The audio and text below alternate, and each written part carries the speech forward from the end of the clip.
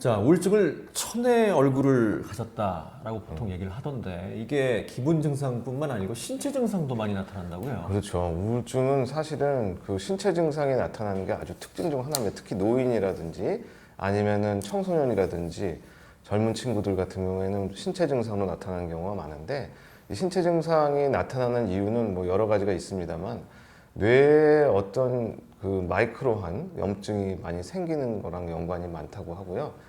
그 다음에 자율신경이라고 그래가지고 우리가 교감신경이 흥분하게 되면은 나타나는 불안 증상, 또 그런 것들이 있을 수가 있고, 면역 기능의 변화, 뭐 불안 증상, 뭐 이런 것들로 주되게 나타나는 경우가 많아서 옛날에는 이거를 우리가 가면 우울증이라고 얘기하기도 했었어요. 가면, 우리 가려진 우울증 증상이라고 해가지고, 그래서 실제로는 이제 신체 증상은 입맛이 떨어지는 걸로도 많이 나타나고, 통증으로 나타나기도 하고, 소화가 안 되는 증상으로 나타나기도 해가지고, 이런 불안, 가슴 뛰고 막 이런 걸로 나타나는 경우가 많아서 이 신체 증상의 아주 주된 메인 중 하나입니다. 사실은 통증으로 온 나이 드신 환자분들 같은 경우에 그 허리가 계속 아프다 그래가지고 원인을 계속 찾다가 이제 정신과로 오게 되는 경우도 많고요. 또 실제로 신체 질환이 있어가지고 어디 아프면은 자꾸 우울한 생각이 들지 않습니까? 이제 그래서 신체 질환이 제 주된 호소인데 나중에 알고 보면은 그와 같이 공존 질환으로 우울증이 생기게 되는 경우도 많아가지고 신체 증상이 나타나는 게 가장 큰 증상 특징 중 하나입니다. 제가 레지던트 때, 그러니까 수련회 때 어르신인데 자살 시도를 하셔서 정신과 입원을 했는데 그분이 주된 호소가 통증이었거든요. 허리 맞아요, 통증. 맞아요. 그런데 이제 며칠 지나고 우울증약 복용하고 아주 반짝 좋아졌어요. 네. 이런 경우가 아주 굉장히 특이하게, 선생님도 아마 그 경험을 하셔가지고 알겠지만은 사실 일반인들이 잘 모르는데, 남자 특히 감정 표현에 약한 남자분들은 허리가 아프다든지 어디가 아프다고 그래가지고 그걸 계속 치료가 안 돼가지고 고민을 많이 하고 있다가 결국은 입원까지 하게 돼서 정신건강의학과 협진을 보게 되고 정신건강의학과 우울증으로 진단하고 치료가 난 다음에 드라마틱하게 좋아지는 경우도 많고요. 또 하나는 소화가 굉장히 안 돼요. 뭐 맨날 가면은 병원 가면 역류성 식도염이니 뭐 아니면 뭐 위염이 살짝 있네 하는데 본인은 먹지도 못하고 식사를 못하니까 소화가 더 안 되고 이렇게 해가지고 왔는데, 결국 나중에 정신과 협진을 통해 가지고 아, 이거 우울증이었구나 이걸 알게 된 다음에 좋아지는 경우가 많이 있습니다. 사실은 우울증의 증상 중 하나는 우리가 HPA 액세스라고 그러는데 스트레스 호르몬을 분비시키는 그런 축이 있거든요. 그 축이 나쁜 스트레스 호르몬이 콜티솔 같은 게 분비가 되면은 위장 관계뿐만 아니라 여러 가지 증상들을 다 유발을 시킬 수가 있고 면역 기능 저하까지 일으켜가지고 다양한 증상으로 다 모든 신체 질환의 증상으로 나타날 수가 있는 게 특징 중 하나입니다. 그 HPA 엑시스라는 게 뇌에서부터 그렇죠. 우리 신체까지 자율신경계를 조절하는 건데 예. 거기에도 문제가 생기니까 당연히 신체 증상이 나타나겠군요. 예, 그렇죠. 근데 그 HPA 액세스의 콜티솔은 또 면역 기능도 저하시키고 그러기 때문에 우리가 요새는 그 우울증도 단순한 그냥 그 신체 증상의 특징이다라는 식으로만 설명하진 않고, 거기에 사이토카인이라고 하는 염증을 유발하는 그 사이토카인이 많이 분비돼 가지고 몸 전체로 쫙 퍼지니까 그게 이제 그렇게 그 신체 증상을 실제로도 유발을 하게 되는 경우가 많습니다. 뭐 재밌는 얘기인데 하여튼 우리 아는 정신과 선생님도 이렇게 이직을 했었거든요. 네. 이제 선생님도 아시는 선생님이에요. 근데 이직을 하고 난 다음에 계속 그냥 기운이 없고 뭐 힘들다 그러면서 너 우울증 아니야? 내가 그랬더니 절대로 자기는 우울증이 아니라는 거예요. 그러더니 뭐 왔다 갔다 하다가 결국은 내분비내과 가가지고 자기가 정신과에서 검사를 했어요. 네. 그랬는데 콜티솔이 엄청 많이 나와가지고 스트레스 호르몬이라고 하는 콜티솔이 그래가지고 선생님이 우울증 아니냐고 내분비 선생님이 오히려 거꾸로 정신과 선생님한테 얘기한 뭐 웃지 못할 경험도 좀 있습니다. 정신과 의사도 자기 병 우울증을 잘 모르는 경우도 있군요. 그러니까 감정을 자기가 인식을 잘 못하기 때문에 네. 그런 얘기가 나올 수도 있죠. 참 이 우울증이라는 게 우울한 것뿐만 아니라 신체 증상까지 참 사람을 되게 힘들게 만드는 그런 네, 질환인데 맞습니다. 특히 또 이 우울증이 생기면 잠을 못 자잖아요. 그렇죠. 수면 문제도 심각한데요. 수면이 사실은 이제 우울증의 가장 전조 중 가장 특징적인 증상입니다.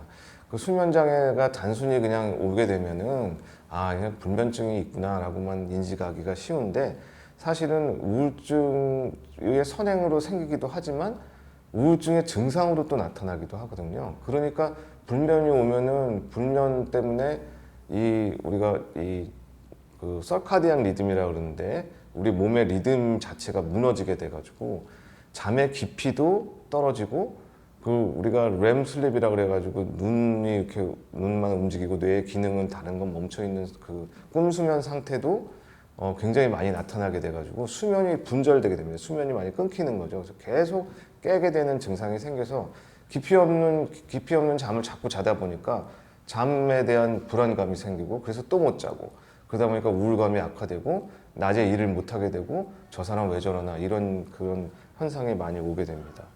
아, 기분도 우울한데 잠까지 못 잔다. 그러면 정말 힘들 것 같은데 그런 경우는 어떻게 도와줄 수 있나요?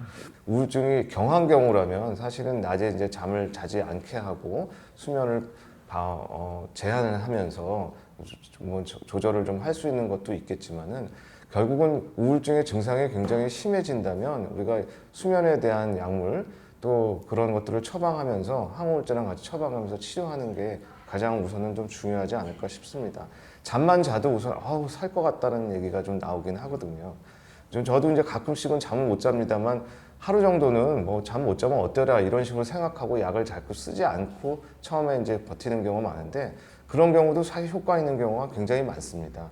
하지만은 잠을 계속적으로 못 자고 2주 이상 뭐 우울한 기분, 슬픈 기분, 아까 얘기한 다양한 증상들이 나타난다면 이런 경우는 수면을 위해서뿐만 아니라 우울증을 위해서라도 치료를 빨리 하는 게 중요하다고 할 수 있겠죠. 또 우울증이 생기면 몸에 힘도 빠지고 피로가 몸이 굉장히 무거워진다. 그렇죠. 그 만성 피로라고 사람들은 많이 얘기를 하는데 사실은 이제 다음날 술을 먹고 나서 피로한 사람도 있긴 하겠지만 술 자체가 아까 우울증의 증상이라고 얘기할 수 있다고 했잖아요. 그러니까 술도 먹고 자꾸 다음날 못 자고 피로하게 되고 근데 어떤 사람들은 술을 어떻게 먹냐면 입면을 위해서 먹는 사람들이 있습니다. 자려고? 네, 자려고.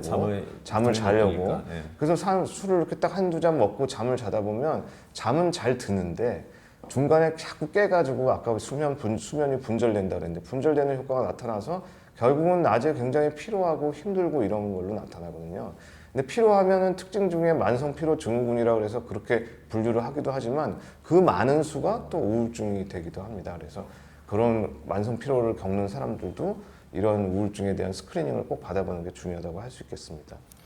이 정신적 에너지가 다 떨어지는 것 같아요. 그러니까 뭐 흥미, 재미, 그렇죠. 의욕 네. 이것도 모두 사라지죠. 예, 그렇죠. 그러니까 우리가 이제 우울증의 가장 특이한 증상 중 하나가 우리가 그 기쁨을 놓치는 그 기쁨, 흥미 이런 게 떨어지는 건데 이제 이런 거를 그래서 하도 많이 나타나니까 이런 걸 우리가 이제 멜랑콜리아라고 얘기해가지고 옛날에 그 담즙이 까맣게 돼가지고 생기는 거라고 생각을 했었어요. 그 그리스 그렇죠. 네, 예, 사채액설에서 예, 맞습니다. 예. 선생님 다 기억 잘 하시네.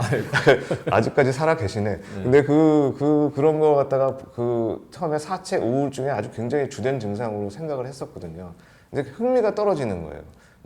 나는 이런 게 재미가 없다. 이런 거에 대한 옛날에는 뭐 어떤 거 이렇게 재밌어하고 운동하는 것도 재밌어하고 뭐 이러던 사람이 갑자기 그냥 다 재미가 없고 재미없는 거 집에만 있게 되고 그래서 그러다 보니까 자꾸 고립되고 그래서 우울증도 악화되는 이런 여러 가지 증상들이 많이 생기게 되죠. 자, 몸으로 말한다고 얘기하잖아요. 우울하다기보다는. 네. 노인에서 이제 특히 많이 나타나는 증상이죠. 물론 네. 지금 말씀하신 여러 가지 신체 증상이 전반적인 우울증 환자에서 나타나기도 하지만 노인분들한테 특히 많이 맞습니다. 나타나요. 예. 노인분들은 사실은 우울하다고 얘기하는 경우는 거의 없어요. 우리가 아까 슬픔도 얘기 잘 안 한다고 그랬지만은 노인분들은 신체가 아픈 걸로 병원을 대부분 옵니다. 그리고 와서 우울증이라고 얘기하는 것도 받아들이기가 굉장히 힘들어해요. 사실은 요새 노인 우울증 같은 경우도 옛날에는 우울증이 젊은 우울증하고 많이 비슷하다고 생각했는데 뇌가 이제 많이 노화되다 보니까 이제는 좀 완전 다른 질병이 아닌가라고 생각될 정도로 굉장히 노인 우울증이 강조가 되고 있습니다. 뇌의 어떤 용적도 많이 떨어져 있고요. 또 그 중요한 게 신체 증상뿐만 아니라 자살 사고 같은 게 굉장히 많이 들기 때문에 이 자살에 대한 위험도 굉장히 높아지는 게 특징 중 하나거든요. 그래서 신체 증상이 점진을 해보면 아무렇지도 않다고 이렇게 얘기하는 경우가 많아가지고 그런 경우 빨리 이제 정신과로 옮겨서 정신과에서 치료하면은 더 좋은 효과를 보게 되는 경우가 많이 있습니다.